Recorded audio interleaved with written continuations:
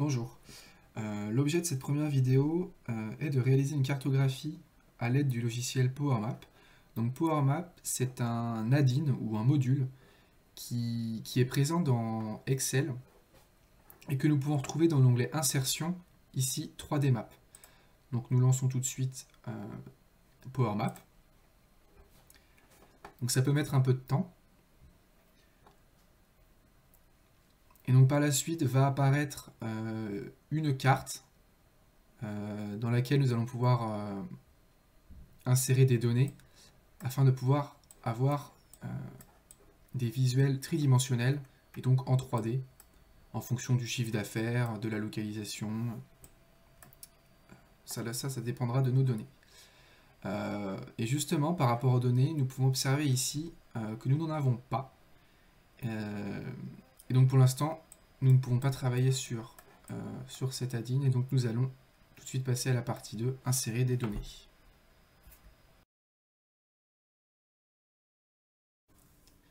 Nous allons maintenant apporter les données dans Excel. Donc pour cela, nous allons dans l'onglet Données, puis Obtenir des données. Dans le cadre de ce projet, nous avons plusieurs possibilités d'import des données. Nous pouvons soit choisir MySQL, soit Access, soit SQL Server. Si l'on souhaite choisir le MySQL, nous allons dans À partir d'autres sources et nous choisissons à partir d'un lien ODBC. Cela veut dire bien sûr de créer un lien ODBC au préalable qui pointe sur MySQL et évidemment de bien vérifier qu'il y ait une connexion à MySQL et que EasyPHP est bien ouvert, sinon cela ne fonctionnera pas. La seconde possibilité est à partir d'une base de données Access. Dans ce cas, il suffira d'aller chercher le fichier en question dans la machine.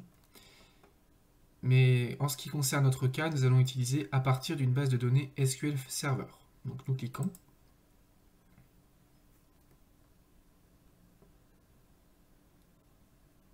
Ça peut mettre un peu de temps.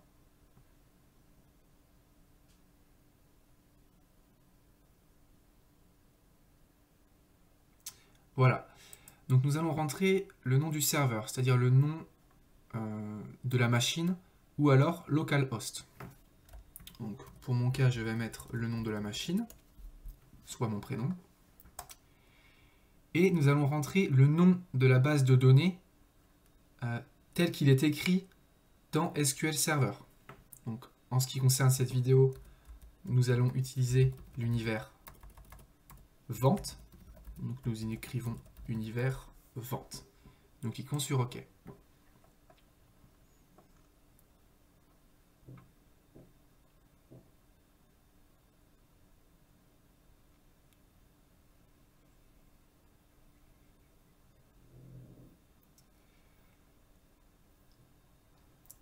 Nous avons les tables de l'univers vente qui apparaissent.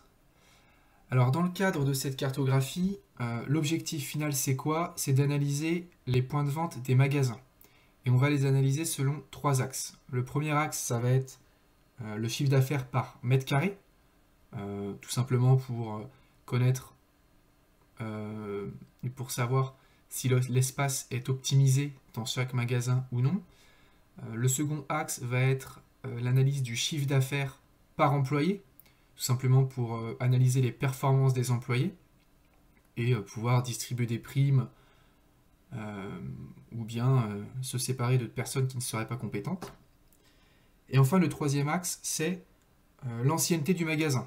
Donc on va prendre la date de création du magasin avec la date actuelle pour obtenir en fait l'âge entre guillemets du magasin.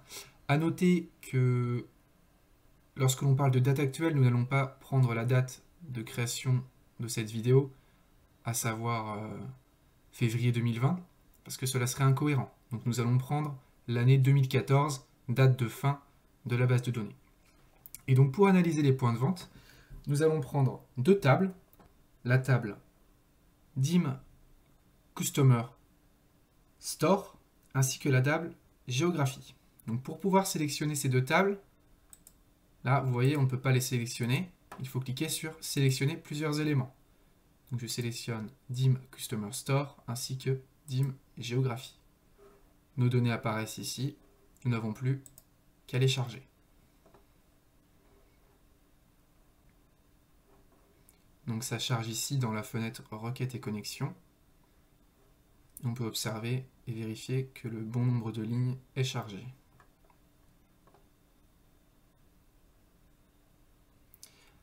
Voilà, toutes nos lignes sont chargées et la prochaine étape va être le paramétrage dans Power Query.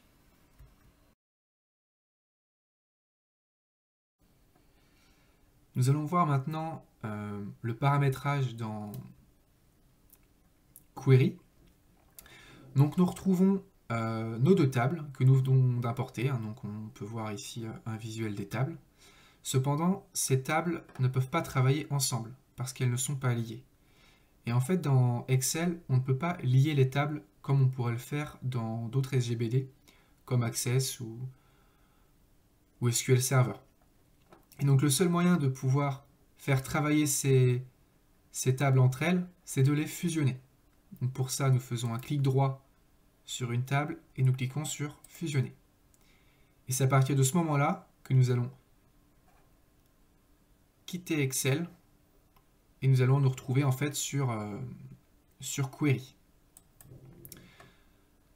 Donc nous pouvons ici sélectionner nos deux tables. Alors c'est très important parce que l'ordre de fusion a une importance.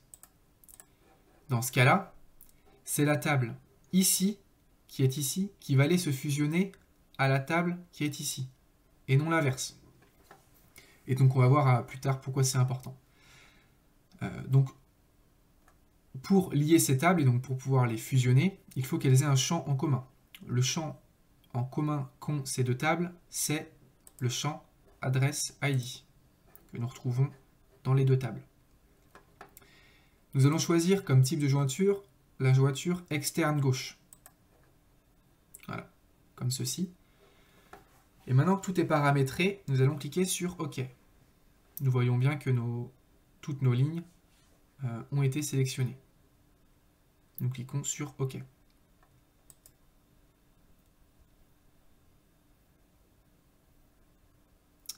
Voilà. Donc tout à l'heure, je disais que l'ordre avait une importance. Pourquoi? Parce que la table qui était positionnée en haut, en fait, tous les champs ont été importés. Voilà, tous les champs qu'on voit ici, jusqu'ici, ils ont été importés. Et c'est en fait la table DIM Géographie que l'on va fusionner à la table DIM Store. Et donc dans la table DIM Géographie, on a le choix des champs que l'on souhaite fusionner. Donc concrètement, des champs qui nous intéressent. Donc adresse ID, ça ne nous intéresse pas. Ça ne nous intéresse pas non plus. Ce qui nous intéresse, c'est City, Country, Region Name, State, Province Name, ainsi que Group.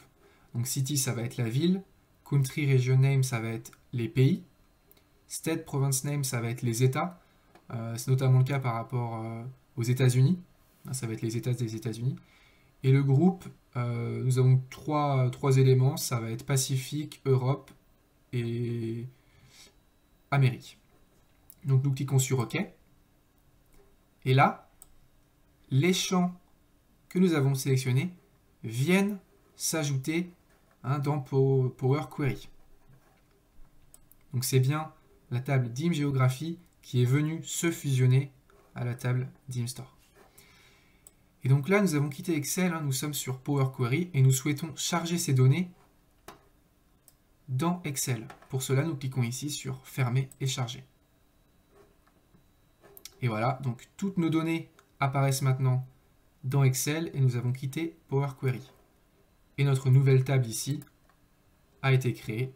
Nous la renommons Cartographie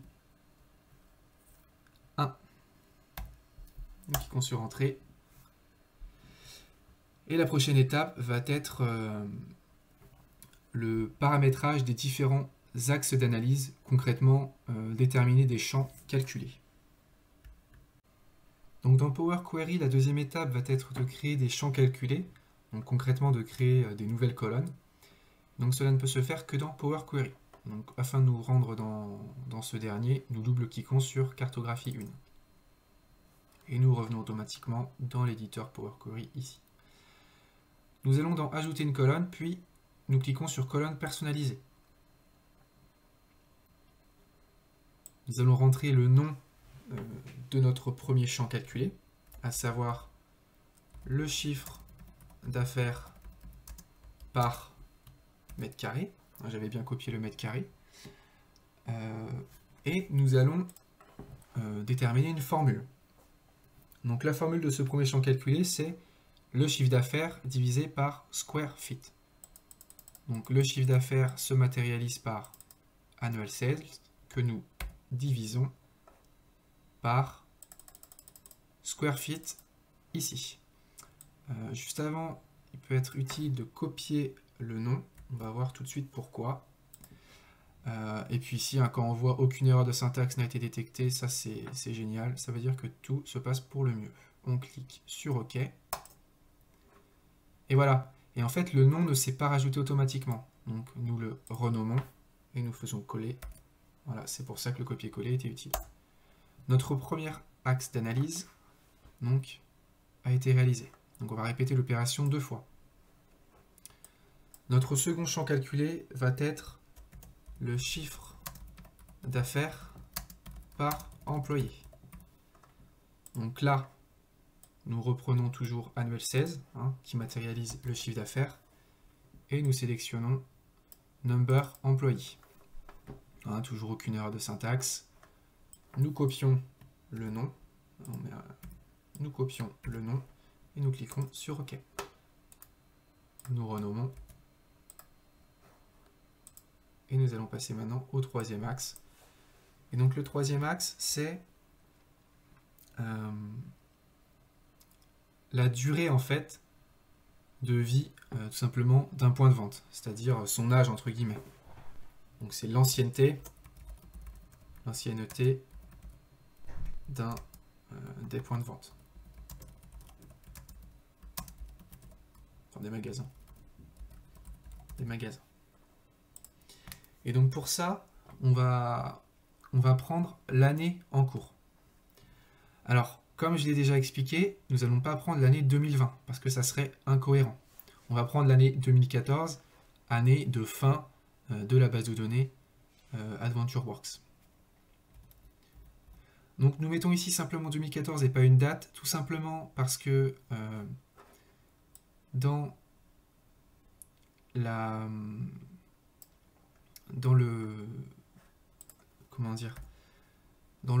l'autre champ, ce sont simplement des dates qui sont inscrites. Voilà, dans Year Open, ici il n'y a que des dates, donc c'est pas la peine de mettre des jours ni des mois. Nous copions, nous cliquons sur OK, hein, toujours aucune erreur de syntaxe, c'est parfait. Nous cliquons sur OK, nous renommons. Et voilà. Et donc, nous observons ici qu'en fait, nos 3 champs calculés se sont ajoutés dans Power Query.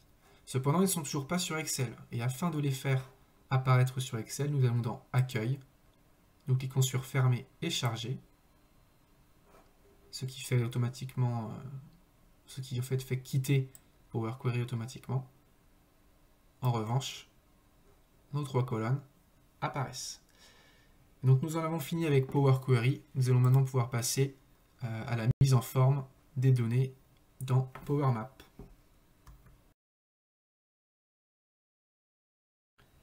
Maintenant que les données ont été préparées sous Power Query, nous allons pouvoir passer à la mise en forme sous Power Map.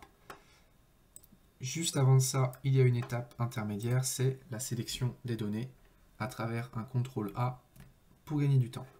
Nous allons dans Insertion, puis 3D Map, ouvrir 3D Map, nouvelle visite guidée.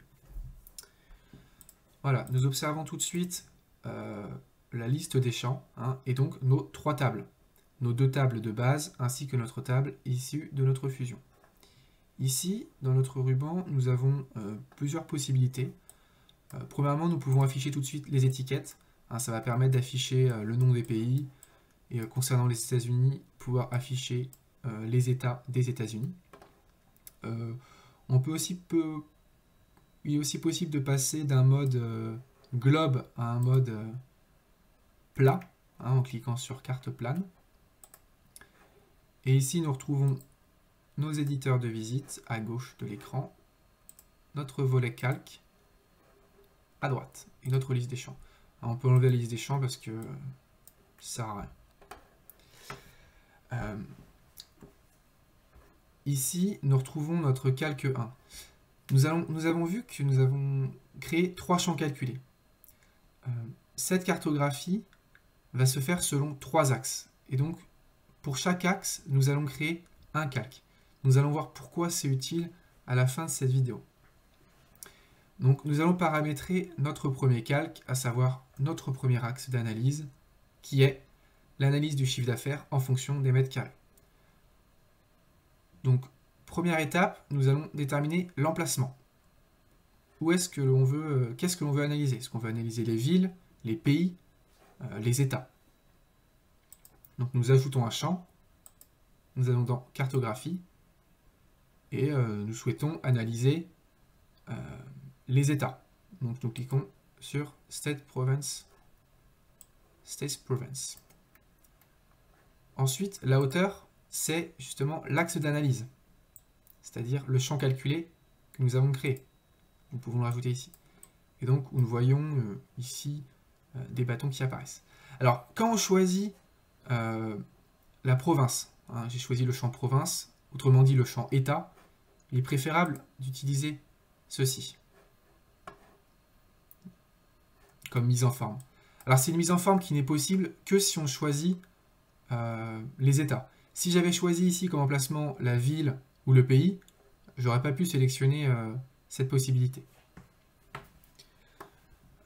Et nous allons déterminer un filtre. Nous ne souhaitons analyser que le continent américain. Donc pour cela, nous allons dans le champ groupe et nous sélectionnons l'Amérique du Nord. Voilà. Donc de ce fait, l'Europe ne sera pas prise en compte.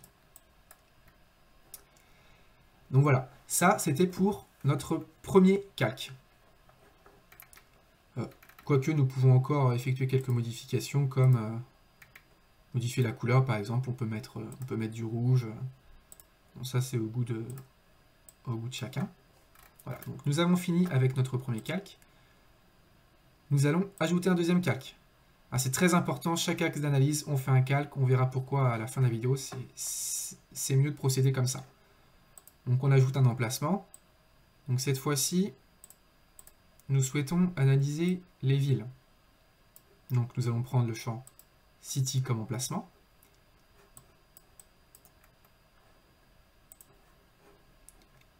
Comme hauteur, nous allons sélectionner notre axe d'analyse, qui est le chiffre d'affaires par employé.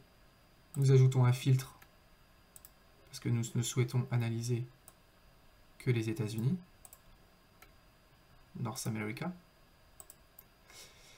Alors comme type de données, on a plusieurs possibilités. Ici, on peut avoir des bâtons, encore d'autres bâtons. Ce qu'on va utiliser, c'est ceci. Voilà. Et donc là, on voit qu'en fait, ils sont d'une taille relativement petite, donc on n'arrive pas vraiment à les distinguer. Donc on va aller dans Options de calque, et là, on peut augmenter le rayon d'influence. Ça permet une meilleure visibilité. Voilà, donc on va faire comme ça c'est bien visible. Donc on considère que notre deuxième calque est maintenant réalisé. Nous allons passer à notre troisième calque.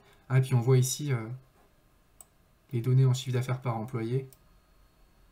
Ils sont ici. Et on observe d'ailleurs une erreur. Il ne faut pas mettre somme, il faut mettre moyenne. Sinon, ça va tout additionner. Et donc, c'est la même chose pour le calque numéro 1. Voilà. Maintenant que nos deux premiers calques sont réalisés, nous allons ajouter un troisième calque pour notre troisième axe d'analyse. Cet axe d'analyse, nous souhaitons déterminer comme emplacement la ville. La hauteur, nous allons prendre l'axe d'analyse qui est alors l'ancienneté des magasins. Voilà, ici.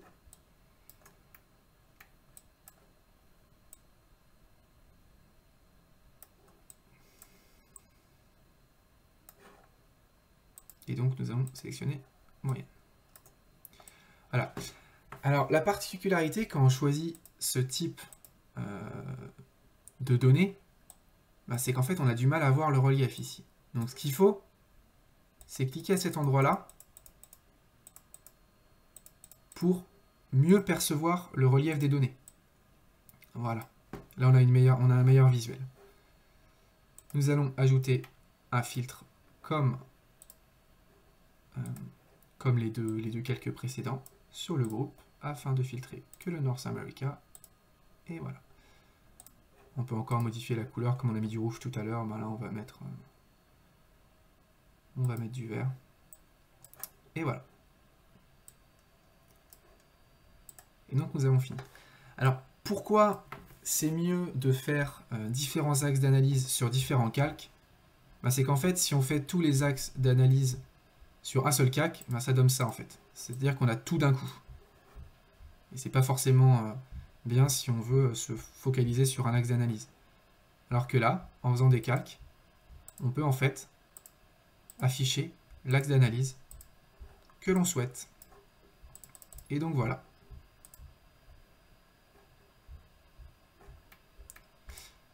C'est tout pour cette première vidéo concernant la cartographie sous PowerMap. Au revoir.